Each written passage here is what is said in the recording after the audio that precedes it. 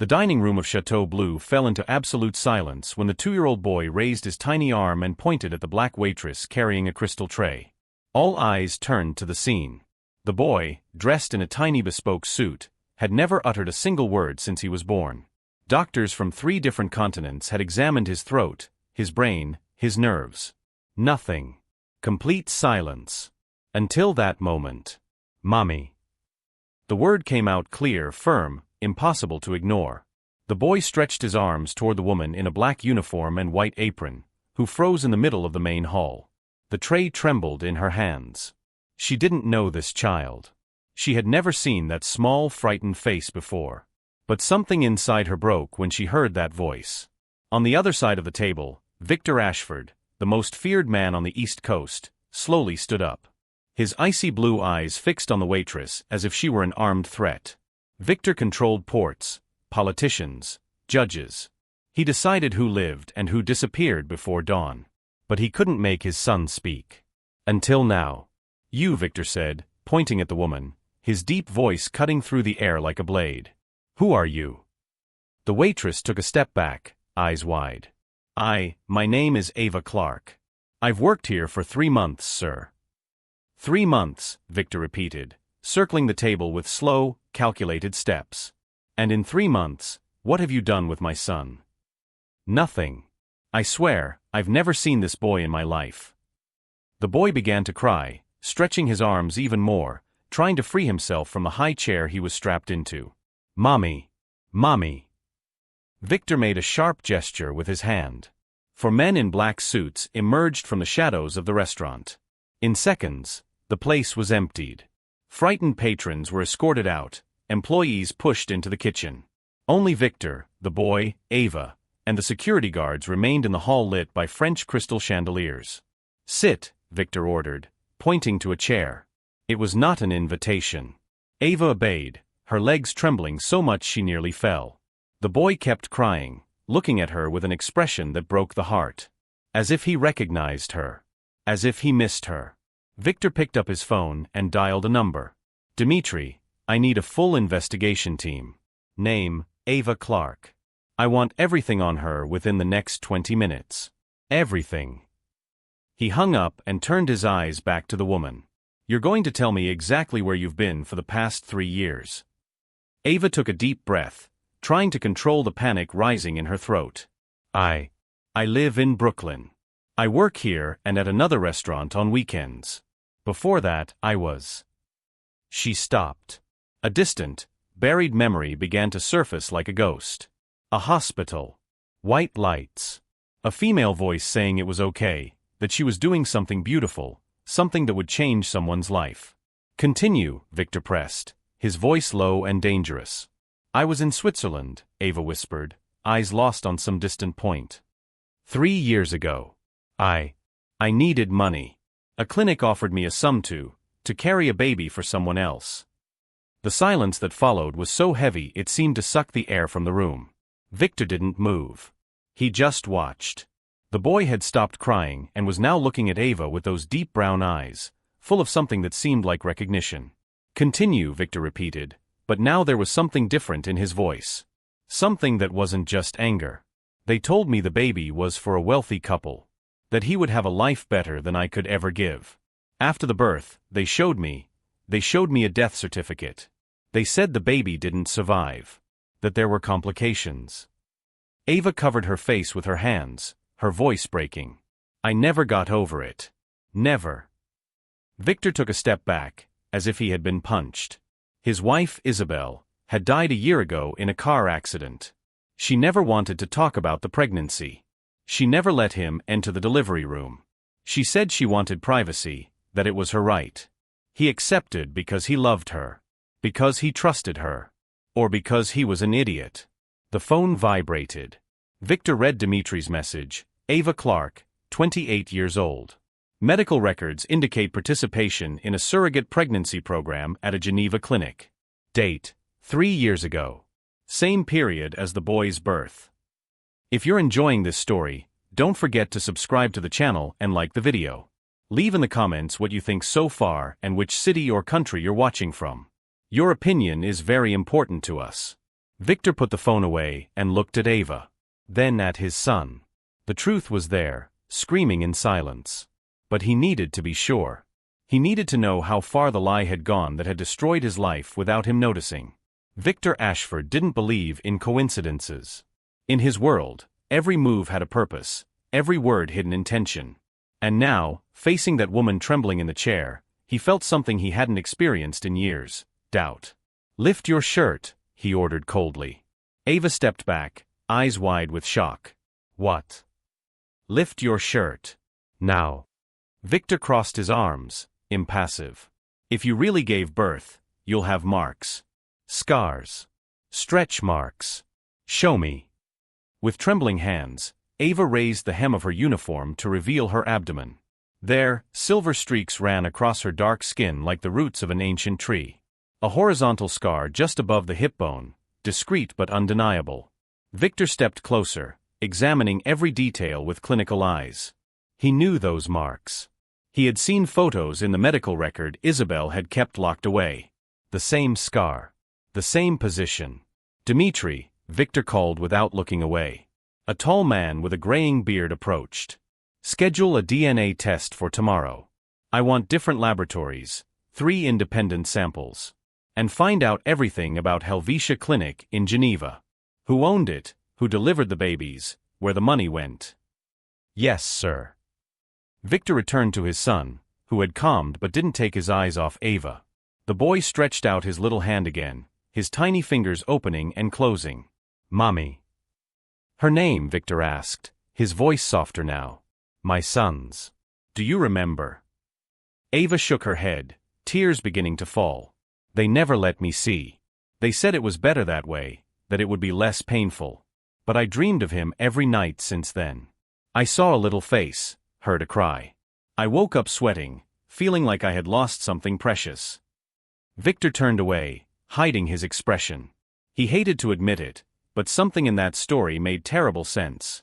Isabel never allowed him to be close during the pregnancy.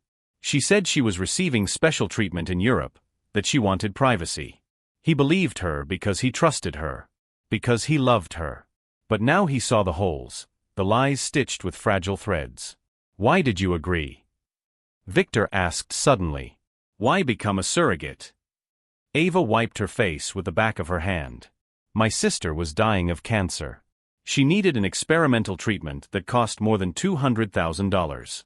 I was a waitress, cleaning houses on weekends. I could never have raised that money." Her voice faltered. "The clinic offered $300,000. I thought I was saving a life by creating another. I thought it was fair." "And your sister?" Ava's silence was answer enough. Victor closed his eyes. He recognized that kind of pain. The same one he had carried since Isabel died. "Take me home," Ava whispered. "Please. I didn't do anything wrong. I don't know what's happening, but I swear I never tried to hurt anyone." "You're not going home," Victor replied, his voice returning to its authoritative tone. "You're going to my mansion. Until the DNA results, you're under my supervision.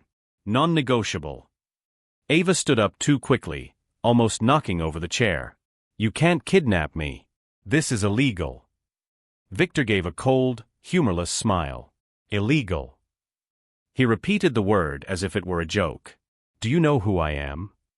I know you're rich. Powerful. But that doesn't give you the right to. I control half the ports in this city. 3 judges owe me favors. 4 police stations look the other way when my name is mentioned." Victor stepped closer, his presence intimidating. "If I wanted to make you disappear, no one would ask where you went. But I'm not doing that. I'm offering you protection until we find out the truth." "Protection?" Ava almost shouted. "From whom?" "From whoever lied to both of us."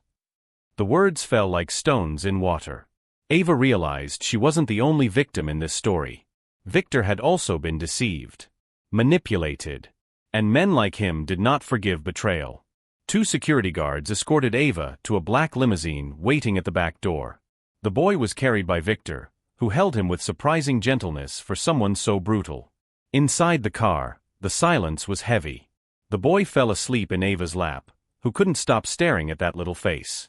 Every feature, every eyelash. Something inside her screamed that this was real. That this was the baby who had cried in her arms for exactly 10 minutes before being taken away. The Ashford mansion rose atop a private hill, surrounded by high walls and cameras at every angle. Iron gates opened automatically. Impeccable gardens flanked the white marble entrance. Ava entered carrying the sleeping boy, feeling the weight of this new reality. She was no longer free. She was trapped in a world she didn't understand, alongside a dangerous man who could destroy her with a phone call. But when she looked at the boy's face again, something changed. If this was really her son, she would not walk away. No matter the cost. The next 3 days were the strangest of Ava's life. She woke up in a suite larger than her entire apartment, ate from fine porcelain plates, and was followed by security guards whenever she left the room. But the most surreal part was seeing the boy. He constantly sought her out, cried when she moved away, and only fell asleep in her arms. Victor watched everything in silence, his face closed off, calculating. On the morning of the 4th day, Dmitri entered the dining room with a sealed envelope. Victor opened it slowly, his eyes scanning the official paper. When he finished reading, he said nothing. He simply handed the document to Ava. Probability of maternity, 99.98%. The letters danced before her eyes. Ava dropped the paper onto the table, hands covering her mouth. Her son was alive. The baby who had cried in her arms for 10 minutes before being taken away. The baby they had said was dead. He was there, eating cereal in a high chair, looking at her with those huge, trusting eyes. They lied, Victor said, his voice controlled but vibrating with contained anger. My wife lied. The clinic lied. And someone will pay for this. Ava looked at him, seeing for the first time not the feared mobster, but a man betrayed. What are you going to do? Find out everything. Victor picked up his phone. Dmitri is already in Switzerland. We're going to find the doctor who falsified the death certificate. We're going to find out how much my wife paid for this scheme. And we're going to make sure no one else is deceived this way. While Victor went out to make calls, Ava was left alone with the boy. She held him in her lap, feeling the small weight against her chest, and for the first time in 3 years, she cried with relief. My baby, she whispered. You're alive. You've always been alive. The boy touched her face with his little hands. Sad mommy. Ava laughed through her tears. Not anymore, my love. Not anymore. But as she cradled her son, a bitter doubt grew in her chest. Victor would not simply give him back. He had raised this boy for 2 years, believing him to be his heir.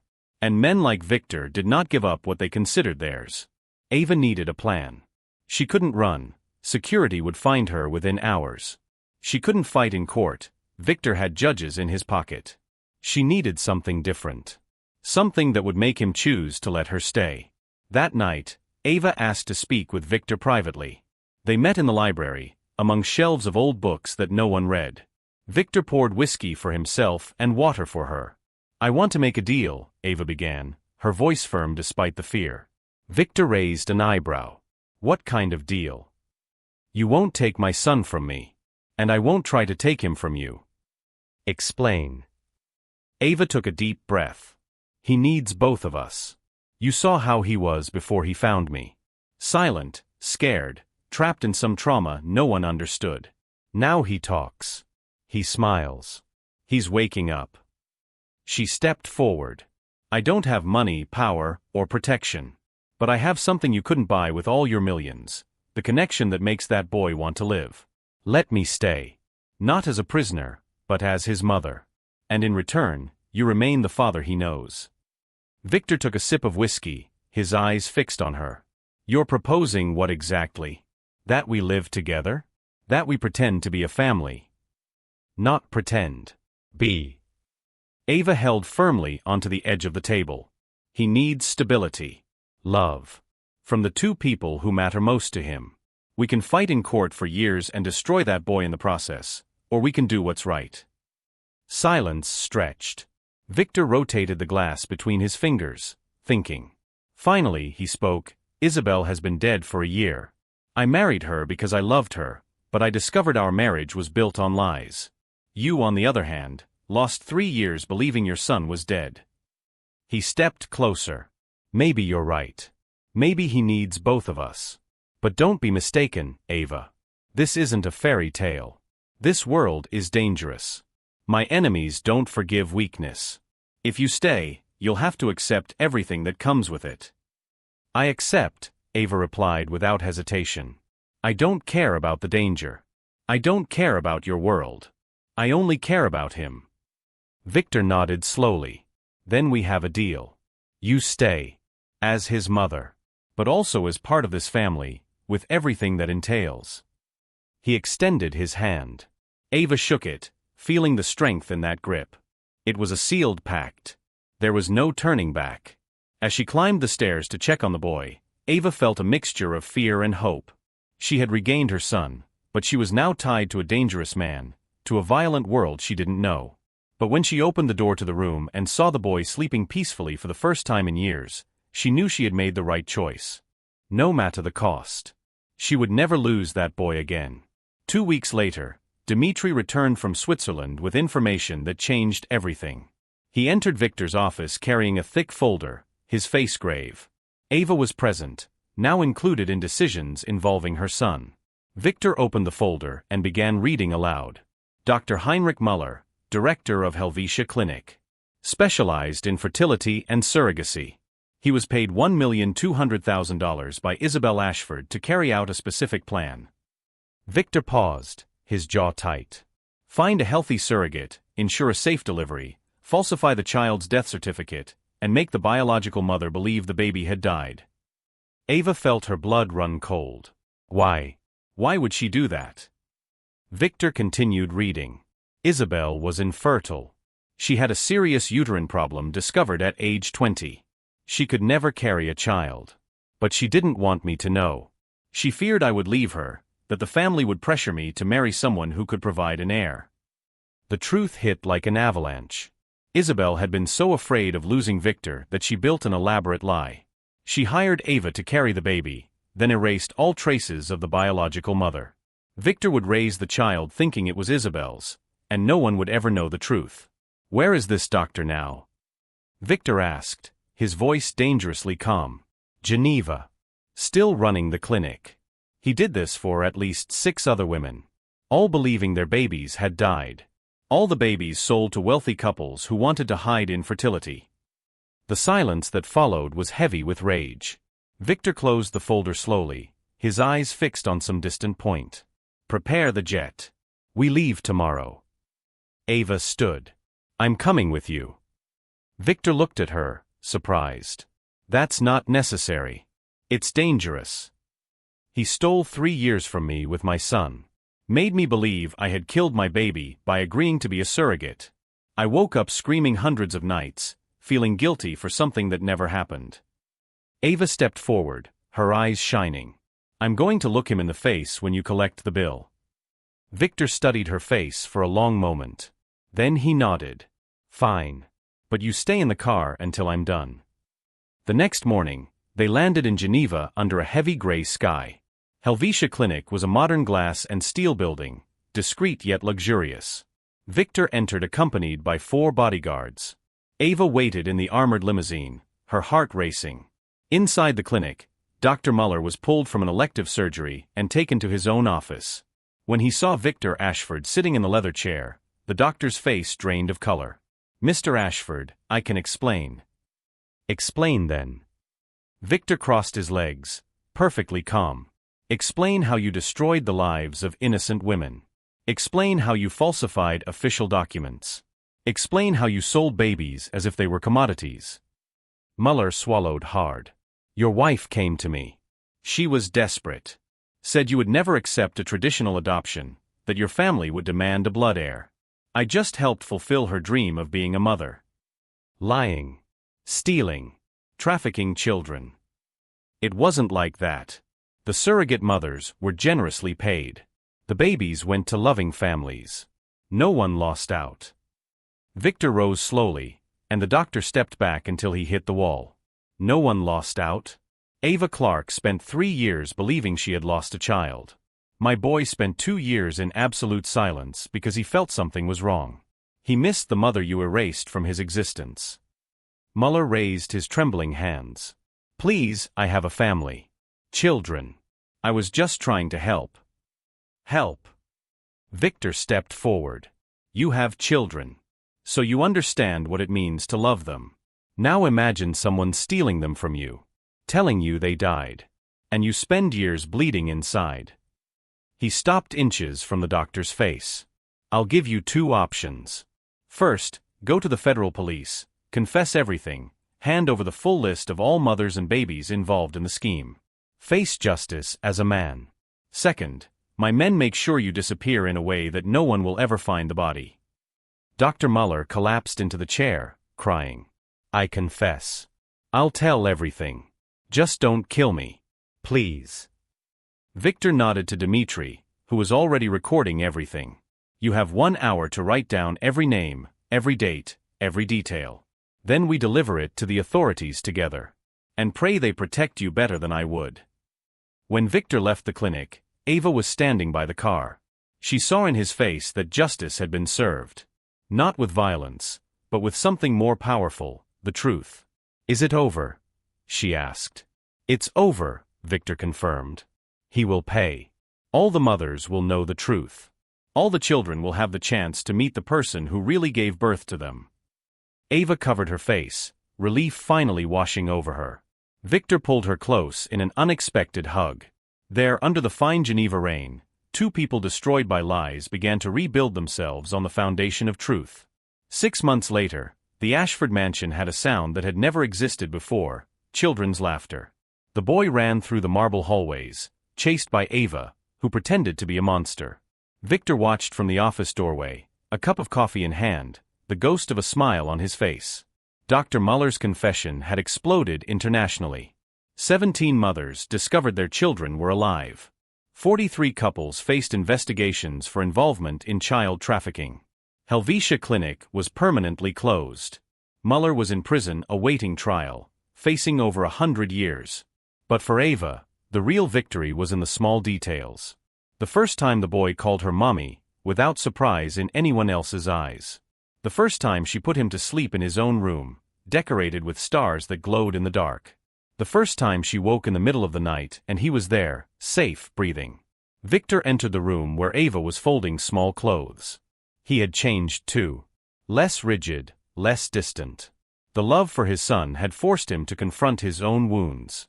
Isabel's betrayal had hurt deeply, but he had learned something essential. The boy was no less his for not sharing Isabel's DNA. True love didn't come from blood. It came from the daily choice to be present. We need to talk, Victor said, sitting beside her. Ava paused, her heart racing. That tone usually meant important decisions. About what? About us. About this situation. Victor gestured around. You've been living here for 6 months. Sleeping in the guest room. Eating alone when I work late. Taking care of our son while I manage businesses you'd rather not know about. I agreed to that. It was the deal. The deal was a temporary solution. Victor turned to face her. But now we have to decide what it really means. Do you want to continue being just the biological mother who lives in the same house? Or do you want something more? Ava looked at her hands. The truth was complicated. She had learned to respect Victor. Admire his dedication to their son, his pursuit of justice. But his world still scared her. Late-night meetings, phone calls in different languages, armed men who never left the gate. She came from a simple life. He commanded an empire built on ashes. I don't know if I can love someone like you, Ava admitted, her voice low. Not because you're bad. But because your world is violent. Dangerous. I spent my life trying to make the right choices, and suddenly I'm living in a mansion bought with money I'd rather not ask about. Victor nodded slowly. I understand. And I won't pressure you into anything. But I need you to know one thing. Since you came into my life, my son came back to life. He talks, he laughs, he dreams. And I've started breathing again too. I'm not asking for love. I'm asking for partnership. I'm asking that we consider building something real. Not out of obligation, but because maybe, with time, we can be more than two strangers raising a child. Before Ava could respond, the boy ran in, holding a picture book. Mommy. Daddy. Read story. The The two smiled. Victor picked up their son, and the three settled on the sofa. As Victor read about dragons and castles in funny voices, Ava realized something fundamental: they were already a family. Imperfect, strange, built on lies that had turned into truth. But real. Weeks later, Ava made a decision. She went to Victor's office late at night. "I want to try. I can't promise it will work, but I want to try to build something beyond just sharing a house. I want to know who you really are. Not the Mafia boss. The man." Victor closed his laptop, his eyes fixed on her. "And if you don't like what you find? Then at least we tried. For him. And for us." And that's how it began. Dinners after the boys slept. Conversations about childhood, losses, regrets. Victor told her how he entered crime to avenge his father. Ava told him about growing up invisible, always the poorest in the room. They discovered that pain recognizes pain, and that healing can come from the most unlikely places. 1 year after the day the boy spoke his first word, the Ashford mansion hosted a small wedding. Just close friends and family. Victor wore a dark suit, Ava a simple white lace dress. The boy carried the rings, smiling proudly. It wasn't a perfect ending. Victor's world was still dangerous. Ava still woke from nightmares. But they had learned the most important lesson: truth always finds light. And true love isn't born from lies, but from choosing to stay even when leaving would be easier. As they danced under the soft garden lights, the boy slept in his grandmother's arms. And for the first time in years, both felt something they had forgotten: hope. If you enjoyed this story, don't forget to subscribe to the channel and like the video. Leave a comment telling us what you thought and from which city or country you're watching. Your presence here means a lot. Until the next story.